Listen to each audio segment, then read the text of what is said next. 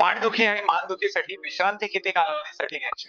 तर विश्रांतीचा कालावधी हा कायमच चर्चेचा विषय असतो.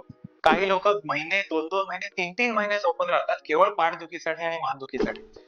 तर मला हे सर्वांना सांगायचंय की पाठदुखीसाठी आणि मानदुखीसाठी विश्रांती ही कमीत कमी काळ असणं गरजेचं आहे. कारण जेवढे दिवस तुम्ही झोपून राहता, स्नायूंची हालचाल करत नाही, तेवढे दिवस तुमच्या स्नायूंमधली ताकद हळूहळू हळूहळू कमी होत जाते.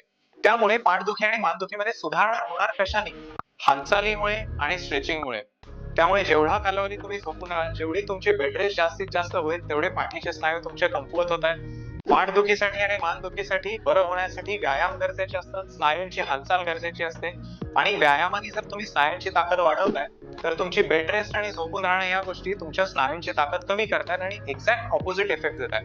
त्यामुळे 3 ते 4 दिवसापेक्षा किंवा जास्तीत जास्त 5 दिवसापेक्षा जास्ती कालावधीची बेड रेस्ट पाठदुखी आणि मानदुखीसाठी रेकमेंडेड नाही.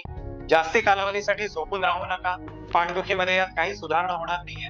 त्यामुळे कमीत कमी कालावधीसाठीची बेड रेस्ट ही पाठदुखी आणि मानदुखीच्या उपचारांसाठी गरजेची आहे. अधिक अशा माहितीसाठी आमच्या Instagram पेजला फॉलो करा आणि आम्हाला भेट देत राहा.